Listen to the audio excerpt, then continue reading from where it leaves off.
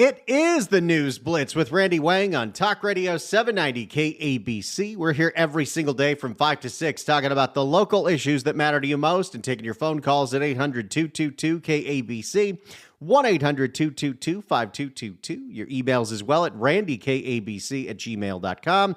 And give us a follow wherever you happen to like podcasts. Search for the KABC News Blitz. Give us a subscribe. Give us a follow. We'd appreciate it. It is a terrible, terrible, awful day in Los Angeles today. This Palisades fire has been devastating. I was driving home from the radio station on the 405 around 3 o'clock. And as you're driving on the 10 west to get to the 405, you just see this massive white plume. Then as you make your right onto the 405 going north, that white turns to gray, and by the time we got close to Sunset Boulevard, that gray turned to black. It is massive. There is so much devastation going on out there. This thing erupted so quickly. I mean, there was already a lot of nerves because it's been a very windy day, and you know this is what happens. Anytime it's wind, there is a potential for a horrific, awful fire out there. This one erupting in such a populated area that we've had some things that I don't know if we've seen before in Southern California, including the fire getting so close so quickly that traffic was so bad, people were abandoning their cars and going out on foot. And around the time that this was happening, and I was getting alerts from Kevin Tripp and the KBC News Center, I was also getting texts from a whole bunch of people that say, Steve Guttenberg's on Channel 5 right now with a big warning. Steve Guttenberg, of course, of fame for movies of the 80s, like the Police Academy movies, and, of course, Short Circuit, the Johnny Five movie. Not the sequel. He wasn't in that one. He had a big warning, and this is something that we've all got to remember in case you're ever in a situation where you are fleeing your home and you have to abandon your car. It's an important announcement I wonder if I could just make. Here on Palisades Drive, if anybody has a car and they leave their car, leave the keys in the car. Right. So that we can move your car so that these fire trucks can get up Palisades Drive. Yeah. And that was part of the problem. People in a panic were abandoning their cars, but because they took the keys with them, nobody could move the car. So now the fire trucks couldn't get through, which means that the fire's only going to burn worse. They had to get out bulldozers to bulldoze the parked cars. There were over 100 parked cars in one specific area where there would have been a lot easier access for those fire trucks. Just unbelievably devastating. About an hour ago, there was a big press conference. Everybody was there, and I got to say, I have listened to a lot of big fire press conferences because, well, there's a lot of big fires in California. Seems like we have a big one every year. We're starting off early this year. And I appreciate that at least today, they led the presser with the most relevant person. Because the most relevant person at the fire press conference is not Governor Gavin Newsom, is not City Council President Marquise Harris Dawson, is not, as much as I like her, Tracy Park, is not Lindsay Horvath. It's the fire chief. That's who we want to hear from. That's who has the relevant information. And I'm at least proud to say that when this press conference started, they didn't lead off with all the thank yous and, oh, everyone's working so hard. They went right to LAFD Chief Kristen Crowley, who had nothing but the facts. Well, good afternoon, everyone. I'll be giving you a brief on what your LAFD has done up to this point. So at 10:30 this morning, a brush fire was reported at one. She's so no nonsense. She's not even going to sit there with the platitudes of, I want to thank all the firefighters for all their hard work. Obviously, we thank all the firefighters for their hard work. It's such an incredibly difficult, taxing job, and this is one of the hardest days. But we can do that later.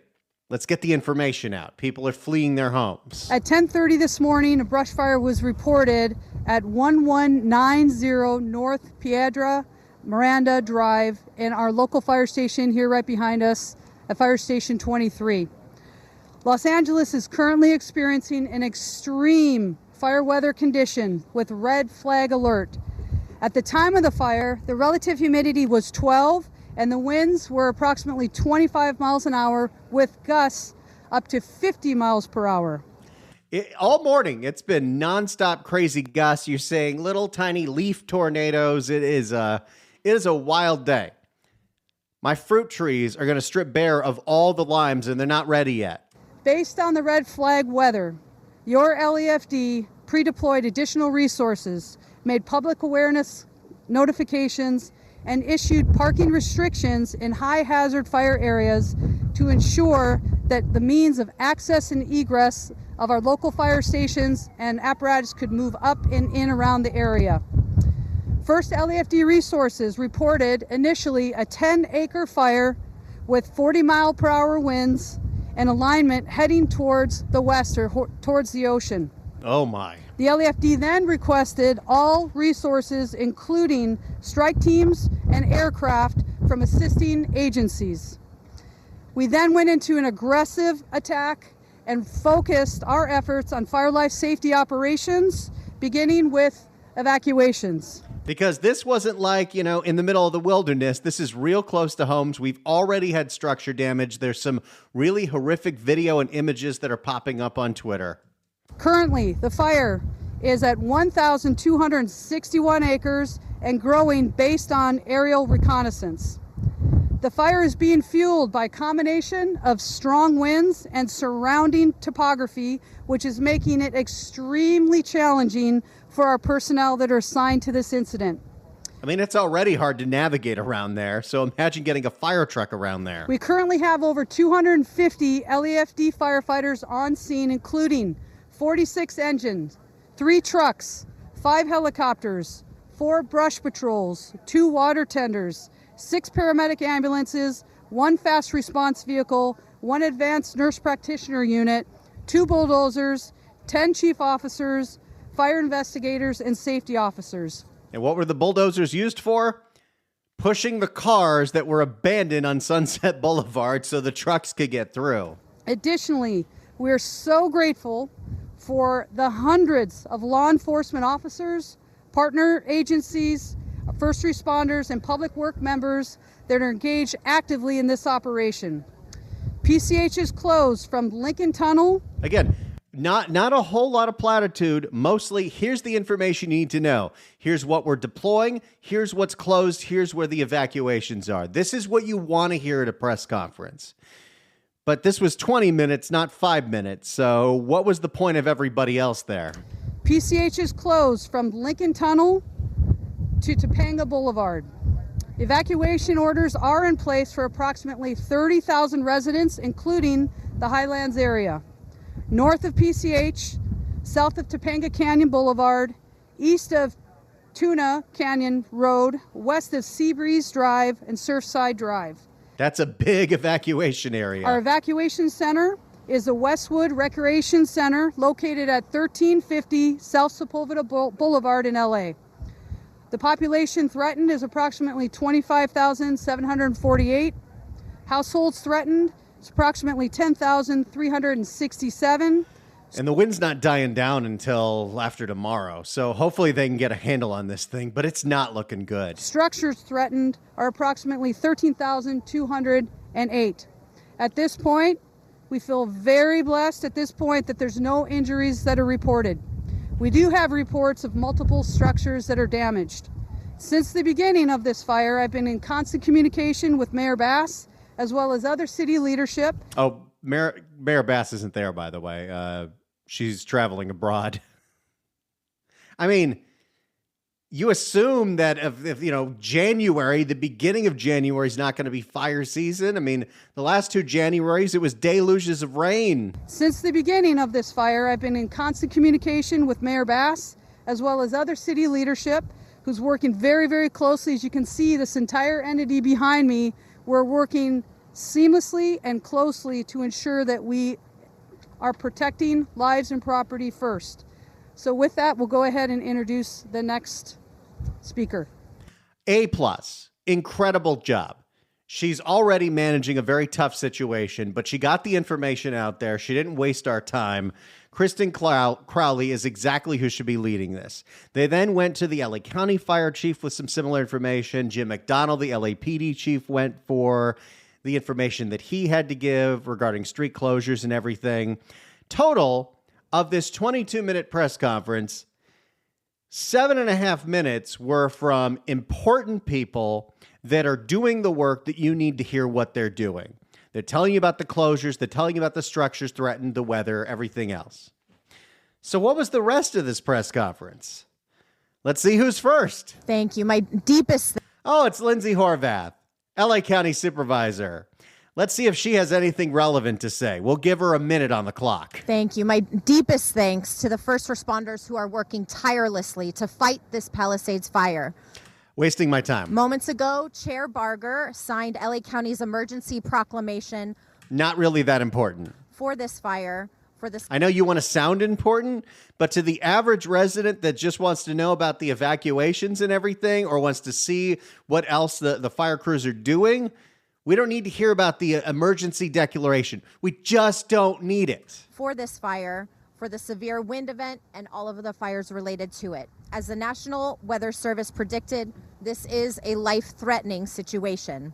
Yeah, the fire chief already told us that, Lindsay. Do you have any new information, or are you just here to get camera time wearing a big yellow fire jacket? To our Palisades and Topanga community under evacuation order, please leave. Ensure your home is unlocked. If they were not going to listen to the fire chief, the county fire chief, and the police chief, what makes you think they're going to listen to you? Ensure your home is unlocked, the power is off, and making sure first responders can easily access the structure. This is essential to keeping you safe and to allowing fire and first responder personnel to do their work. For our unincorporated communities in Santa Monica Mountains, including Sunset Mesa, Topanga Canyon, and Malibu, all under evacuation order and evacuation warning, please ensure you are checking emergency.lacounty.gov. You know, unless your internet goes out. All right, she gave some relative information here. She started with a bunch of platitudes, but we'll give her a C. Who's next? Thank you so much. Oh, it's Marquise Harris Dawson, the president of the LA City Council. He's there because Karen Bass is on vacation. Thank you so much. I just want everybody to know that since this morning, about 7 a.m., I've been in direct communication with Mayor Bass, who's on her way home from a diplomatic mission on behalf of the United States government. She will be here within hours. Also, we want everybody to know that the city is well prepared and has a tremendous emergency management infrastructure who has been on the case since 6 this morning at the beginning of this wind event. We got this. I'm proud to say that we have some of the best men and women anywhere in our fire department, our police department, as well as their partners across the state and across the county. We didn't need that. You can thank the first responders after.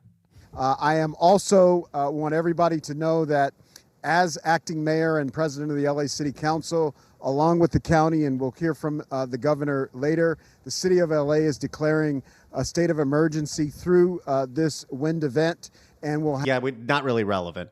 All right, we're done with you. Tracy Park, what do you got? I want to begin by thanking all of our public safety partners. LA City Fire has over 250 firefighters on the front lines in the hillsides. Crowley already told us that. In the hillsides right now, actively fighting this fire, supported by more than 100 firefighters from LA County Fire, as well as additional resources from Orange County, Ventura County, CAL FIRE, and neighboring cities, including Arcadia and Santa Monica. I also want to thank our partners in law enforcement for their terrific coordinated response with us. Okay, a lot of thank yous. We got that, but somewhat relevant information. All the other counties are throwing in their firefighters. Who's next? First of all, I just want to thank all the firefighters who are on the first responders. John Lee, we don't need this. We already heard this from. There's 3 members of the LA City Council, and the Palisades fire isn't anywhere near John Lee's district. Okay, who's next? Thank everybody. Hell of a way to start a new year. Oh, who invited Gavin? Thank everybody. Hell of a way to start a new year. Again, let me add my voice, the voice of so many others, and extending deep appreciation to the men and women in uniform across jurisdictions. I want to thank, in particular, Chief Carl. Does he travel with that jacket he only wears when it's a fire? By the way, if you go on Gavin's Twitter account, he's been posting some glamour shots of him touring the fire damage, including a video of him pointing at a burning house. Why he needed to do that, I don't know. In particular, Chief Crowley and Chief Moroni, for your outstanding leadership, Police Chief, Sheriff's Office, all of our local law enforcement agencies that work hand in glove. There is simply no better mutual aid system anywhere in the United States of America. And you're seeing it now at scale once again here in Southern California. So far, Gavin has not given us any relevant information, and I wouldn't hold my breath for any. I say once again because we were here not too long ago, the Franklin fire. A few weeks prior to that, the Mountain fire. November, December, now January. There's no fire season, it's fire year, it's year round. And it's incredibly important that we heed the warnings, the calls, that we're not out of the woods by any stretch of the imagination. You may feel at home that you're fine down in Riverside County, San Bernardino County. Nobody feels fine. Anytime it gets windy, you're afraid your whole neighborhood's going to burn down. That's how we live in California now. It's real awkward. Down in Riverside County, San Bernardino County. I mean, who thinks about earthquakes anymore? It's about fires. Down in Riverside County, San Bernardino County, down in Ventura County, other parts of the state. But there's a reason we pre-positioned hundreds of assets and personnel on Sunday in anticipation of this wind event. 110 engines specifically were sent down, 45 by CAL FIRE, 65 through our mutual aid system, through the Office of Emergency Services, water tenders down here, 7 new helicopters we brought from Northern California down to Southern California. We just brought our C-1. You know, if we do that much pre-preparation to make sure that if a fire sparks, that we can put it out as quickly as possible, and I'll commend Gavin for that, that's great. Shouldn't we also put as much pre-preparation into our utility companies and their bad infrastructure that is almost always the cause of these fires? Nah, we don't want to do that. Gavin just signed an executive order saying PG&E does not need to underground their power lines because it's too expensive. We just brought our C-130 down from Northern California. It already just had its first drop. By no stretch of the imagination are we out of the woods. You heard a chief say 10 p.m. tonight till 5 a.m. tomorrow will be peak winds. Yeah, but Gavin, she just said that, and she's more of an expert on this than you. And having just quite literally an hour or so ago gone up the canyon and saw firsthand the impact of these swirling winds and the embers and the number of structures that are destroyed. What does Gavin touring the fire damage as it's happening help anything?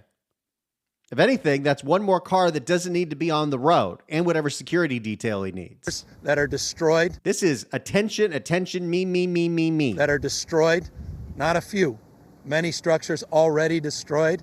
And the fact that people were still not evacuated, still did not heed the warning, we're just coming down the canyon, is a reminder of how serious this moment is and how important it is you listen to these evacuation orders. We've all been to memorials. I've never been to a memorial for a building, but for family members and loved ones. I know you cannot say this enough. It's foundational. Boy, that's one of his favorite words. One other thing I want to say, because you can't say it enough, is expression of gratitude. The President of the United States happens to be in town. Wait, what does Biden have to do with this? Outside of the fact that he slowed down traffic today, and there have been some people who have asked, and I don't know if there's any truth to this, but we had somebody call in earlier. Was the airspace that could have put out this fire affected at all by the fact that Biden's in town? One other thing I want to say, because you can't say it enough, is expression of gratitude. The President of the United States happens to be in town. It didn't take more than a text message to get the FMAG approved, which means we're getting reimbursed for the vast majority of these costs. Not relevant to the average person. You getting reimbursed by the federal government, not relevant outside of that you want to show everyone how big and important you are that you can text the president. No politics, no hand-wringing. No politics, but you're talking about how great the president is. Kissing of the feet. The President of the United States said, yes, what else do you need? Emergency proclamations being drafted as we speak. And I just want to thank the president because that's something I don't take for granted and something we should not take for granted at this moment in American history. So that's what he said at the main press conference. Then when we got to the question and answer, he was asked by a reporter to elaborate on what exactly he meant there by I don't take that for granted that I can ask the president for help on this declaration. Let's hear what he had to say. And thank you so much to our executive producer, Art, for sending me this sound. Well, we're all in this together. None of us are asking for respective political identities around here. Everybody's rowing in the same direction because everyone gives a damn. They're here for each other, and that's the spirit that defines the best of this state and this country. That's a bucket full of cliches. No one here is playing politics. We have an American president and Joe Biden. Wait, didn't you just say you're not playing politics? And no one here is playing politics. We have an American president and Joe Biden that recognizes his responsibility in times of emergency. When Americans are in need, he steps up. You just said you're not playing politics. He steps in, not qualified by a particular request or an expectation. You just said you're not playing politics. And so, again, I say what I said because I, at the moment, I don't take that for granted, candidly, like I have been the last few years. It's rather precious. And my message to the incoming administration, and I'm not here to play any politics, is you literally are playing politics. Please don't play any politics. There's a time and place for that. You're literally using a press conference about fire to play politics. And at this is all about Gavin. This is not about the people suffering, the people who do abandon their homes and abandon their cars. This is about Gavin playing politics while saying he's not playing politics. There's a time and place for that. And at this moment where your question only reinforces the precious moments that we have to evacuate, we don't have time for any of that mishigash. Even though he just spent 2 minutes playing politics. Well, are you updated on the fire, everybody? Thanks so much. And thank you so much to all the first responders who are working their butts off today. This is going to be a real bad 48 hours. It's the News Blitz with Randy Wang on KABC. It's the News Blitz with Randy Wang on KABC. We just heard Gavin Newsom try to make the press conference about the Palisades fire all about him. We got even more Gavin madness. It's Beat Up on Gavin Day here on the News Blitz. It's Randy Wang on Talk Radio 790 KABC. It is the News Blitz with Randy Wang on Talk Radio 790 KABC. We're here every single day from 5 to 6 talking about the local issues that matter to you most and taking your phone calls at 800-222-KABC, 1-800-222-5222. You can email us as well at randykabc@gmail.com and give me a follow on the places that you like to listen to your podcasts, whether it's Apple Podcasts, iHeart. I think we're on most of them. Search for the KABC News Blitz and subscribe. I would really appreciate it because then I can brag to management that, hey, look at all my subscribers. They listen to the podcast. We love it. Well, we just played you sound of Gavin Newsom making the Palisades fire all about him. Gavin's been after a lot of attention this week. That was his third press conference, and it's only Tuesday.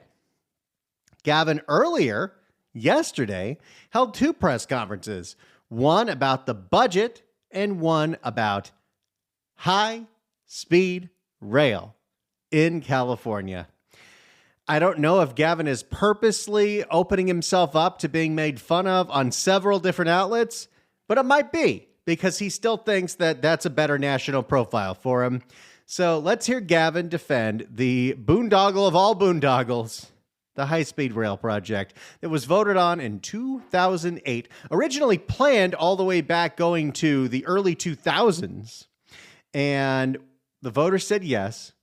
The cost estimates, the time estimates were way off. The whole thing was supposed to be completed in 2020. San Francisco to Los Angeles, connecting to Orange County. None of it's built. And the soonest we'll see Bakersfield to what I now am told is Wasco is about 2033. But sure, let's hear Gavin Newsom talk about what a shining achievement in infrastructure this is.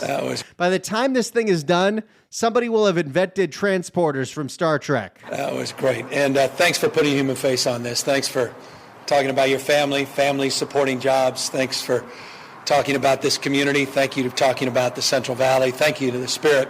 Sure, it's a beautiful thing that this project has created so many jobs in the Central Valley, which mostly just says farm work. But what do we have to show for it? This thing's been under construction for nearly 2 decades. No train. Of all the speakers and all of you that took the time to be here, to really highlight a part of the state that needs to be highlighted. to celebrate, as the chairwoman says, to celebrate Kern County, to celebrate the Central Valley in the great state of California. I just left. What I don't understand is I do understand, like, oh, we want to connect the Central Valley. Okay, I understand that. Like, but you're connecting the Central Valley to the Central Valley. What exactly is the economic development of a train that goes from Bakersfield to Merced? Technically Wasco, but Bakersfield to Merced. I mean, if you're trying to get people to move out of the Bay Area because they can commute on this train and they can live somewhere cheaper like the Central Valley, then would it have made sense to make the first section of track going from San Francisco to Merced? I mean, I wouldn't even talk about the LA to Bakersfield because that's going to be a whole mess with the Tehachapi Mountains. But like, what exactly is going to be the benefit of a train that goes from one part of the Central Valley to another part of the Central Valley? I don't know how many Bakersfield people need to go to Merced. I don't really see how this is going to be such an economic transformative engine in 2033. There might be technology available then that makes all of this obsolete. CSU Stanislaus. I mean, that's part of the argument that we're starting to think about now with all the investments that we've got going on with light rail and the subways and how long they take to build in Los Angeles. Is there going to be a point to any of this if in 10, 15 years we have nothing but robot cars that no one needs to even own a car? There's just a Tesla that'll pick you up right outside your door. I mean, the future is moving way faster than these projects are. CSU Stanislaus had the opportunity to lay out some top lines of the budget in the state of California. We laid a marker down receiving the 6th regional jobs plan that the state has advanced 13 local and regional plans that fulfill a state vision realized locally. I was proud. He didn't say localism is determinative. 13 local and regional plans that fulfill a state vision realized locally. I was proud, Madam Chair, to be here just a few weeks ago receiving the 2nd plan here in Kern County, talking about economic development, talking about workforce development, talking about family-sustaining jobs, talking about place, culture, identity, talking about a place in a way that respects and lifts people up, talking about people in a way that they feel heard and included. That is not often the case. So far, he has said nothing of importance. When you read the newspapers, turn on the TV. I deeply am mindful that people out here, there's his favorite word, feel left behind. I'm deeply mindful that this project in many ways has galvanized some of that negativity as well. Because the project has not shown us anything. It has taken a whole lot of time and a whole lot of money, and there's nothing to show for it. This thing was supposed to be completed 5 years ago. Wasn't that long ago that you had leaders in the state of California talking about this project and said, well, why the hell are we doing it in the Central Valley? There's just tumbleweeds, they said, out in the Central Valley. Again, there is an argument you can make. If you connect the Bay Area to the Central Valley, you could have people that would move to the Central Valley if there's an easy way to get to the Bay Area, because not everyone who works in the Bay Area wants to live in a dense city. They might want to live in a suburban neighborhood or a place where they can have an acre. That makes sense. But what's the point of going from Bakersfield to Merced as the first track? Ultimately, you need to go there if you're having a full connecting train from Los Angeles all the way to San Francisco. That, well, if the Bakersfield Merced part will be done in 2033, well, I'll tell you this. I won't be living in California by the time this thing is done. I think I might still be living, but I won't be living here. Although, based on just this last week, that's coming sooner rather than later. Between the traffic and the pollution and the fires and, you know, I don't think I've ever been gone for 2 weeks, and I was gone for 2 weeks. I don't like this place. I was born and raised here, and I really don't like it. Well, tell that to the folks in Merced and Fresno and Bakersfield. Tell that to the folks that are out here every single day living their lives out. I'm sure there would be some parts of California that I would be happy in, and there's some beautiful parts in California. If I had the money and I had the means, I'd be living in Carmel by the sea. Love it there. But Southern California, specifically living in the valley, this wind and the taking an hour to go 17 miles, I've had it up to here. And none of this high-speed rail project is going to make life any easier for anybody. Living their lives out loud in the manufacturing, in the warehousing, the logistics, and the extraordinary investments that are being made in advanced manufacturing, the extraordinary investments in biotherapeutics, bioinnovation. It is an extraordinary story that hasn't yet fully been told. And so it very much resonated with me when Anthony said, this is not just a transportation project, this is a transformation project. It would be if it went somewhere else, but I don't know. I guess this was the cheapest part of the train to build, and they wanted to have something built. Although even Scott Wiener, the San Francisco state senator, he went on a podcast and was asked about the failures of high-speed rail and said, well, I don't really understand why we didn't just go San Francisco to San Jose. That would have been something immediate. Then go San Jose to Merced. We could electrify the existing rail, could have had that go fast and shown that, hey, we got something built. Now we're going to build more. Instead, we're at the 17-year mark. We got nothing. We got more of Gavin Newsom talking about the bullet train. It's the News Blitz with Randy Wang on KABC. It's the News Blitz with Randy Wang on KABC. Before we get back to the sound of Gavin Newsom, let's listen to Armando in L.A. Armando, hello. Hey, Randy. Happy New Year. Happy New Year. So I'm listening to everything that you're seeing, and everybody's reporting on the fires that we have today and the fires that we had up in Camarillo. And I hear the fire captains and chiefs come on. And what is the first thing they tell us? The best way to protect your property is cut back your brush at least 200 feet. Make sure that you have all the vegetation or foliage cut way back so there's no threat to you. But in the city of Los Angeles and the parkways that we live in this urban city, we have trees that have not been trimmed back for 10 to 15 years that are hanging 10 to 20 feet onto private property, onto the city streets. And when the city street trimmers come out and trim the trees, they cut about, 8 to 9 inches off the tips, and they take up the street for about 8 hours, and they go home. They call that tree trimming. Those are the biggest fire threats the city of Los Angeles has.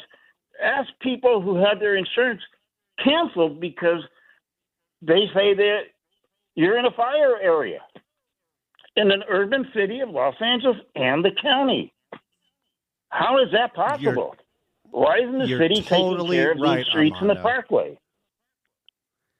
You're totally right, and we've seen it all the time, and we know they're not doing enough. And I know the backlog is massive, but this is something we have to invest in because when we don't, the devastation could be horrific. Thanks so much for the call, Armando. And yeah, your home insurance tells you got to clear everything around your house, but when it comes to the local government, there's always this, well, we don't know whose jurisdiction is. Is this city property, county property? Is this federal property? Is this state property? Just clear it. Just get it cleaned up. Do what they do around the Reagan and Simi Valley and get a bunch of goats.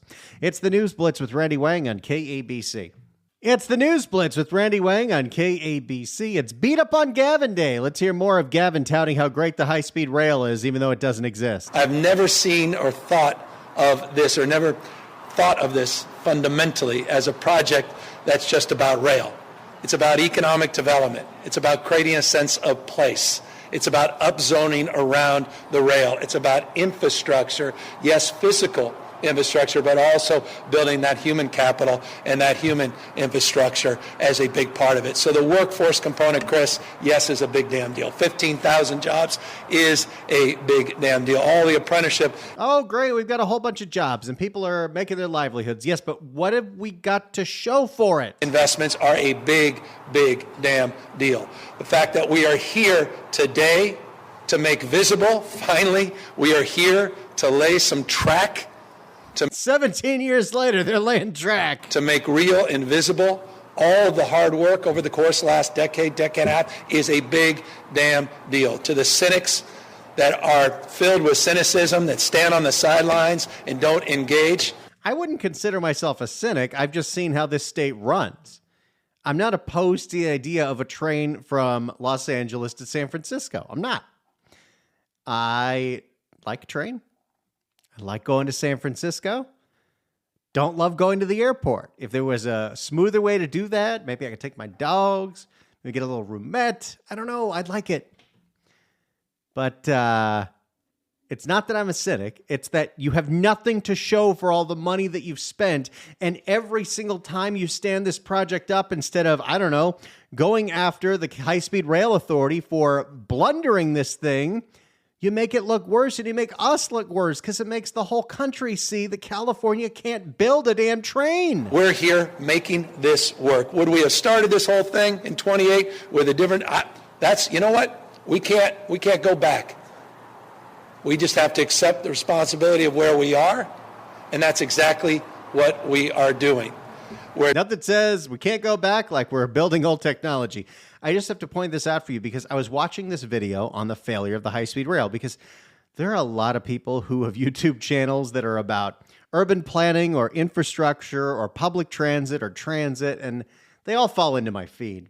And there was this one that talked about the whole history of the California high-speed rail. And originally, when they were consulting, how do we do this? They consulted experts from Japan, because Japan got their high-speed rail built in 6 years. In 1965. I can't imagine how does it take this long and we've got nothing to show for it? We're advancing a 171-mile system from Merced to Bakersfield. Wasco. And I appreciate this thing applauded for that. We're making investments along the lines of the investments we made here, and was highlighted by Ian, the 11 specific investments that are part of this construction project. Number 4, which includes the overpasses, some pedestrian underpasses, all the viaduct work. But we've done 50 major projects full to completion. And no rail. We have procured, and this is important, people don't see this, but they have to understand this. Where is the investment gone? 2,270 parcels have been procured for the first 119-mile phase of this project. 99% of all those projects now are in the authority's hands. We have moved over 1,100 pieces of critical equipment. Wet utilities, we've removed gas lines, we've used all kinds of important utilities. Yes, we had to work through permits. My gosh, we have to work through permits. We invented process, and we've invested handsomely in the process. But we finally got all the NEPA is done between San Francisco and LA. All of the CEQA is done between San Francisco and LA this day. There is nothing more California than Gavin Newsom touting the fact that it took 15 years to get all the permits to build this train as a success. Oh, I've only got about a year and 3/4 left of this guy. Are you going to miss him? Now, Gavin also had another press conference yesterday where he started talking about the headlines for the upcoming budget. And he had this weird graphic where he was showing literal headlines from different organizations. Look how great we're doing. And I'm not going to bore you with any of that. I have to play you this because as I was listening to it, I was like, oh, wow, that's so cool. So Gavin's answering a question about, I don't know, the upcoming Trump administration or something. And so it just has its own question marks surrounding it. I'm trying to be fair. Anyway, thank you for the question. Governor Andrew Oxford from Bloomberg, you talked about wanting reforms to... So it's not the question that matters, but this guy? Governor Andrew Oxford from Bloomberg, you talked about... That's my cousin. I mean, my cousin-in-law. That's my wife's cousin, Andrew. He's in Sacramento, and he is currently a political reporter for Bloomberg. And I heard his name, and I was like, oh, my gosh, that's Andrew. That's so cool. He used to live in Santa Fe. He worked for the Santa Fe New Mexican. He's been to Phoenix and Tucson, and now he's in Sacramento. But that brought a real smile to my day because, like, oh, that's cool. I love my family. That's really awesome. Hey, thank you all so much for listening to today's show. I hope that, if you happen to be in the fire zone, you have somewhere safe to sleep tonight. This is a horrific day. It's going to be bad tomorrow too, but hopefully we get a handle on this thing when the wind dies down. Thank you all so much for listening. Hopefully I could take your mind off it for a little bit. We'll be here tomorrow, noon to 3 with the John Phillips Show. And of course, live here every day, 5 to 6, the News Blitz with Randy Wang on Talk Radio 790 KABC.